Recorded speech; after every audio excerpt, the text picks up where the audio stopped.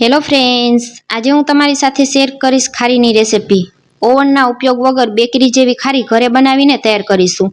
તમે વિડીયોમાં જોઈ શકતા હશો, અંદરથી અનેક પડવારી અને ખાવામાં ખૂબ જ ખસ્તા એવી ખારી આપણે ઘરે બનાવીને તૈયાર કરીશું. તો વિડીયોને સ્કીપ કર્યા વગર પૂરો જોજો. ખારી બનાવવા માટે સૌ પહેલાં આપણે 1 કપ જેટલા મેંદાના લોટને ચાળી લેશું. અહીં મેંદાનો લોટ આપણે ફ્રેશ હોય તેવો જ લેવાનો છે. વધારે પડતો પડેતર લોટ હોય તેવા લોટનો ઉપયોગ કરવાનો નથી. બની શકે તો આ રીતે પેકેટના લોટ આવે તેનો ઉપયોગ કરવાનો. તેમાં સ્વાદ અનુસાર મીઠું ઉમેરી દેશું. 1 મોટી ચમચી જેટલું જીરું હાથેથી ઘસી અને આ રીતે ઉમેરી દેશું. જીરાનું પ્રમાણ થોડું વધારે રાખવાનું. 1 પાવડા જેટલું તેલનું મોણ ઉમેરી દેશું. તેલની જગ્યાએ તમે ઘીનું મોણ પણ ઉમેરી શકો છો.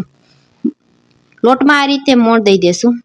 લોટના એક દાણામાં એકદમ સરસ મોણ દેવાઈ જાય તે રીતે તેને મિક્સ કરી લેશું. ત્યાર પછી તેમાં થોડું પાણી એડ કરતા જઈ અને લોટ બાંધી લેશું. અહીં લોટ વધારે કઠણ પણ નહીં અને વધારે ઢીલો પણ નહીં તેવો બાંધવાનો છે. તો આ લોટ બાંધવામાં વધારે પાણીની જરૂર નહીં પડે. આપણે 2 ચમચી જેટલું પાણી એડ કરતા જઈ અને લોટ બાંધી લેશું. તો હવે તમે જોઈ શકશો આપણો લોટ બંધાઈને તૈયાર થઈ ગયો છે. આ લોટને ઢાંકણ ઢાંકી અને 30 મિનિટ સુધી આપણે રહેવા દેશું. જો તમારી પાસે 30 મિનિટનો સમય ન હોય તો 15 મિનિટ સુધી રહેવા દેવાનું. હવે એક વાટકીમાં 1 ચમચી જેટલું આપણે આ રીતે ઓગળેલું ઘી લઈ લેશું અને તેમાં 1 ચમચી જેટલો આપણે લોટ ઉમેરી દેશું. લોટ ગમે અહીં ઘઉંનો અથવા મેંદાનો કોઈ પણ લઈ શકો છો. ઘી અને લોટને આ રીતે મિશ્રણને મિક્સ કરી લેશું અને ગાંઠા ન પડે તે રીતે તેને હલાવી અને આ રીતે એકદમ સરસ સ્મૂથ તૈયાર કરી લેવાનું. હવે તેને આપણે થોડી વાર માટે સાઈડમાં રાખી દેશું. હવે આપણે આપણા તૈયાર કરેલા લોટને જોઈ લેશું. 30 મિનિટ જેવો સમય થઈ ગયો છે. લોટને પણ જોશું તો લોટ એકદમ સરસ સોફ્ટ થઈ ગયો છે. થોડો હાથેથી આ રીતે તેને મસળી લેશું. લોટને મસળી અને પછી તેની ખારી બનાવવાની છે. તમે જોઈ શકશો એકદમ સરસ સોફ્ટ લોટ તૈયાર થઈ ગયો છે. હવે લોટમાંથી આપણે એક જ સરખા લુવા વાળીને તૈયાર કરી લેશું. બધા લુવાની સાઈઝ એક જ સરખી રાખવાની છે. એક લુવાને પાટલા ઉપર રાખતા જશું. હવે એક કરી અને બધા લુવાની એક જ સાઈઝની રોટલી વણીને તૈયાર કરી લેશું. બધા લુવા એક જ સાઈઝના બનાવવાના છે અને બધી રોટલીને પણ આ રીતે એક જ સાઈઝની વણીને તૈયાર કરવાની છે. અહીં આપણે એકની ઉપર અનેક પળ લગાડવાના છે. તો રોટલીને એકદમ પાતળી કાગળ જેવી વણવાની છે. વણતી સમયે આ રીતે જરૂર જણાય તો તમે ઉપરથી થોડો લોટ છાંટીને પણ વણી શકો છો. મેંદાનો લોટ છે તો સહેલાઈથી વણાઈ જશે. જરા પણ પાટલામાં ચોટશે નહીં. રોટલી વણતી સમયે જરા પણ જાડી રહી જશે તો ખારી વચ્ચેથી આપણી કાચી રહી જશે. ખારીના પળ સામસામે ચોટી જશે અને તે અંદરથી ચડશે નહીં. તો આ સ્ટેપ ખાસ ધ્યાન રાખવા જેવો છે. આ રીતે રોટલીને એકદમ પાતળી જ વણીને તૈયાર કરવાની છે. તો જ ખારીના પરફેક્ટ પળ બધા ચડી જશે.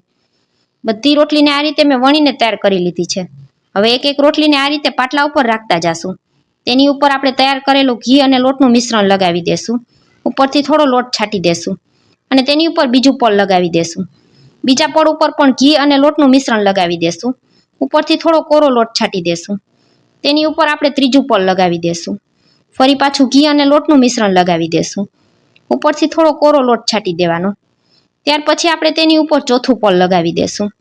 તેની ઉપર પણ આપણે તૈયાર કરેલું ઘી અને લોટનું મિશ્રણ લગાવી દેશું. ઉપરથી થોડો કોરો લોટ છાંટી દેશું. ત્યાર પછી આપણે તેની ઉપર 5મું પળ લગાવી દેશું. હવે ફરી પાછું આપણે તેની ઉપર ઘી અને લોટનું મિશ્રણ લગાવી દેશું. ત્યાર પછી તેની ઉપર થોડો કોરો લોટ છાંટી દેશું. હું અહીં 5 પળની ખારી બનાવીને તૈયાર કરી રહી છું. તમે ઈચ્છો તો 7 પળની પણ બનાવી શકાય છે અને 3 પળની પણ ખારી બનાવીને તૈયાર કરી શકાય છે. હવે આપણે તેનો આ રીતે રોલ વાળીને તૈયાર કરી લેવાનો છે. હળવા હાથે રોલને આ રીતે પ્રેસ કરી લેશું. હવે ચાકુની મદદથી આપણે તેમાં કટ લગાવી લેશું.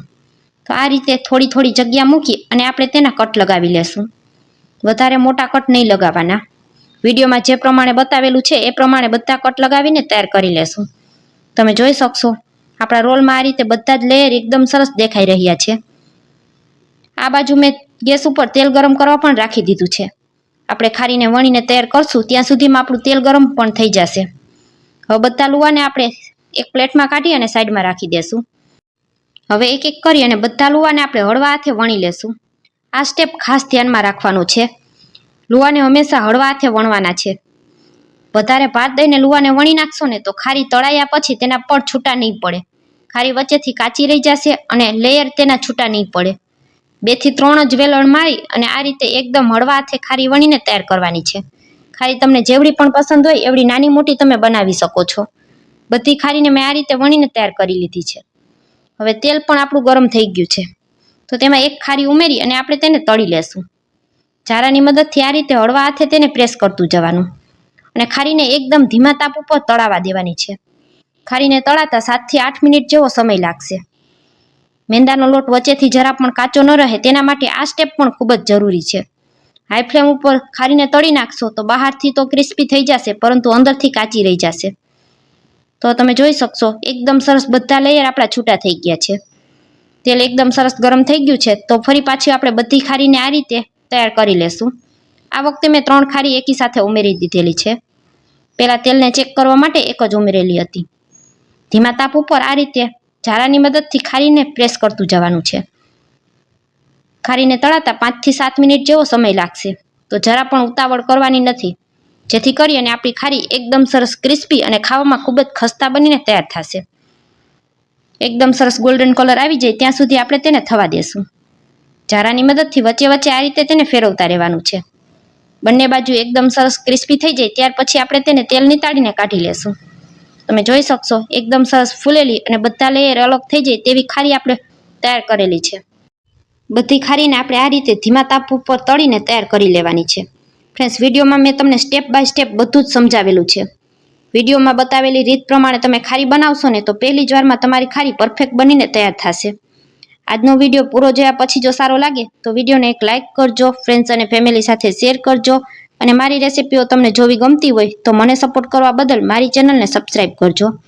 ખારીને તમને તોડીને પણ બતાવું છું, તો તમે જોઈ શકશો એકદમ પરફેક્ટ ખારી બનીને તૈયાર થઈ છે. તો હવેથી બાળકોને બહારના વેજીટેબલ ઘીવાળી ખારી નહીં, આ રીતે ઘરમાં બનાવેલી ખારી ખવડાવજો. બાળકોને પણ ખૂબ જ પસંદ આવશે અને ઘરની બનેલી વસ્તુ બહાર કરતાં વધારે સારી હોય છે. આજની રેસિપી કેવી લાગી તે કોમેન્ટ કરીને ચોક્કસથી જણાવજો.